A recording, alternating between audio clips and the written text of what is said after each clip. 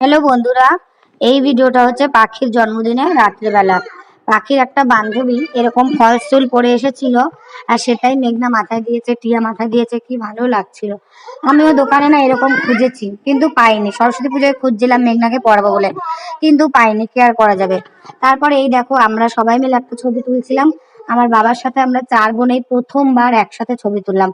আমাদের সময় তো ফটো মটো ক্যামেরা ট্যামেরা অত ছিল না সেই সময়, তো একসাথে আমাদের কোনোদিনও ছবি তোলা হয়নি। এই প্রথমবার বাবা দেখো 4 মেয়েকে নিয়ে আর নাতি নাতনিদেরকে নিয়ে ফটো তুললো। তারপর রাত্রেবেলা সবাই খাওয়া দাওয়া করে ঘুমিয়ে গেছিলাম। এটা হচ্ছে আবার সকালবেলা আমি ক্লিপটা নিয়েছি। ঘুম থেকে উঠেছি, তারপরে যে ব্রাশ ট্রাশ করা, পুচকিগুলো খেলা করছে আর দিদিও চা করছিল, দুধ চা। আর এই যে দেখো, মেঘনার জন্য এই ড্রেসটা নিয়েছি। মেঘনার জন্মদিনে ওকে রাত্রেবেলা এটা পরিয়ে কেক কাটাবো বলে নিয়েছি। এটা আমি মিশো থেকে নিয়েছি, খুব সুন্দর এসছে।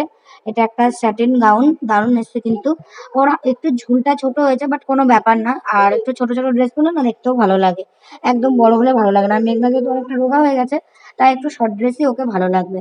আর তারপরে এই যে তোমাদের আগের ভিডিওতে বলেছিলাম, আমার 3 দিদি আমার জন্য গিফট কিনেছে। তো এটা হচ্ছে আমার বড়দি আমাকে দিয়েছে এই কুর্তিটা। সেম দুটো কিনেছে, একটা ব্ল্যাক আর একটা হচ্ছে, এটা হচ্ছে মেরুন টাইপের অনেকটা, কিন্তু মেরুন না, ঠিক ব্রাউন ব্রাউন টাইপের।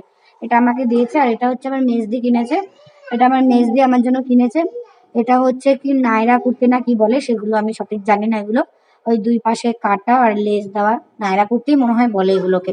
থ্রি কোয়ার্টার হাতা, খুব সুন্দর। এটা হচ্ছে একটা একটা মানে হলুদ ঠিক না, আবার মেহেন্দি কালারও না, মানে দুটো কালার মিক্স করে যে কালারটা হয়, খুব সুন্দর একটা মিষ্টি কালার। আর সামনে এরকম সুতোর আর চুমকির কাজ করা লিওন কাপড়ের, ভীষণই সুন্দর এসছে। সেটা তোমাদের সাথে শেয়ার করে দিলাম। আর আমার শেষ দিয়ে আমাকে শাড়ি দিয়েছিল, সেটা তোমাদের দিদি বাড়িতেই দেখিয়ে দিয়েছিলাম। গোল্ডেন কালারের একটা শাড়ি, পার্টি ওয়ার শাড়ি। আর এখন এই যে দাদু নাতিদেরকে নিয়ে সব আদো আদো করছে। আর ওরা সবাই ম্যাগি ট্যাগি খাচ্ছিল। আর এদিকে আমার শেষ দিয়ে আজকে চলে যাবে, বাবাও চলে যাবে। এদিকে ঘরদোরের অবস্থা খুবই খারাপ, 5-6টা বাচ্চা, বুঝতেই পারছো। আর এদিকে আমার বড়দি আমার শেষ দিয়ে জামাটা সেলাই করে দিচ্ছে। এটা পরেও বাড়ি যাবে, একটু লুজ আছে ওই জন্য ফিটিংস করছে। আর দিদিরও যেহেতু নতুন ঘর, এখনো কিছু গোছানো নেই, সবকিছু এলোমেলো হয়ে আছে। সব সেট আপ করতে অনেকটা টাইম লাগবে। আর একটা বাড়িতে যখন অনুষ্ঠান হয়, লোকজন আসে, তখন একটু ছড়ানো ছিটানোই থাকে, বিশেষ করে বাচ্চা কাচ্চা থাকলে। সেটা তোমরা সবাই জানো। আর সবকটাই ছোট ছোট বাচ্চা, ওই জন্যই আরো নোংরা হয়ে আছে। এখন ওরা সকালে টিফিনে খাচ্ছে ম্যাগি, আমরা খেয়ে নিয়েছিলাম চা। কালকে রাতের অনেক খাবার ছিল, মাংস, ডাল, ভাত, সেগুলো আমরা সবাই মিলে ভাগযোগ করে খেয়ে নিয়েছিলাম। শুধু গরম ভাতটা রান্না করেছিলাম। তো বন্ধুরা, সকালবেলা চাটা খাওয়া হয়ে গেছে। এখন এই যে, এখন অনেকটা বেলা হয়ে গেছে, 9টা বাজে।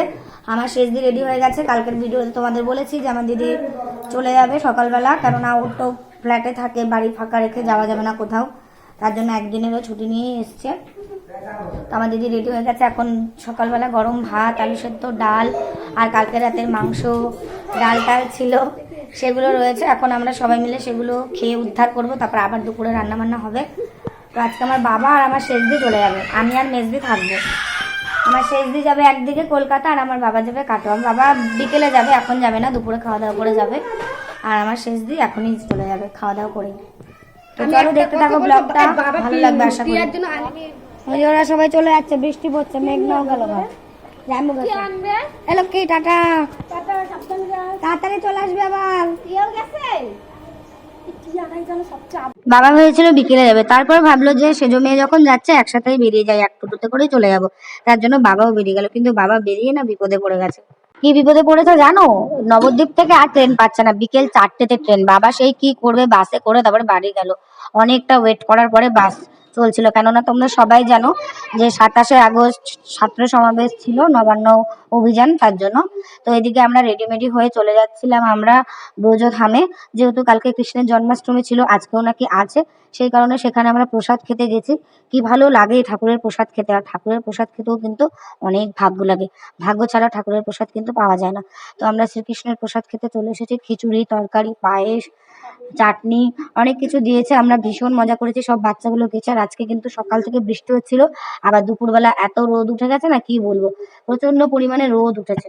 এতটা পরিমাণে রোদ উঠেছে ধারণার বাইরে, খুব গরম লাগছিল। আবার গরমের মধ্যে খিচুড়ি, কি আর বলবো, কিন্তু খুব মজা করেছি। সবাই মিলে একসাথে গেলে একটা মজাই আলাদা, তাই না বলো? আর হ্যাঁ, এই মানে কৃষ্ণের জন্মাষ্টমীটা ছিল পাখির জন্মদিনের দিন, আর তার পরের দিন কিন্তু আমরা ব্রজধামে এসে খিচুড়ি খেতে। মানে 28 তারিখে, 28 তারিখে কিন্তু খুব গরম ছিল, ভীষণ রোদ উঠেছিল, কিন্তু সত্যি এত সুন্দর প্রসাদ হয়েছে না, ধারণার বাইরে। আর আমি দেখো না শান্তি মতো একটু ভিডিও করতে পারছি না, এরা এত চিৎকার করছে। তারপর আমরা খিচুড়ি টিচুড়ি খেয়ে চলে যাচ্ছি বাড়ির দিকে। আর এই কুর্তিটা আমার মেজদির, মেজদিরটা আমি পরেছি। আর আমার মেজদি যেটা পরেছে সেটা আমি আমার মেজদিকে দিয়েছি। খুবই ভালো লাগছিল, সবাই মিলে আনন্দ করে প্রসাদ খেয়ে চলেও এলাম। আমরা এখন বাড়ি যাচ্ছি, এখন বাচ্চাগুলোকে ঘুম টুম পাড়াবো, তারপর আবার সন্ধ্যাবেলা তোমাদের সঙ্গে দেখা হবে। তো এই দেখো সন্ধ্যাবেলা আমরা কেউ ঘুমায়নি, আমি আর মিঠাই শুধু ঘুমিয়েছি, আর কেউ ঘুমায়নি।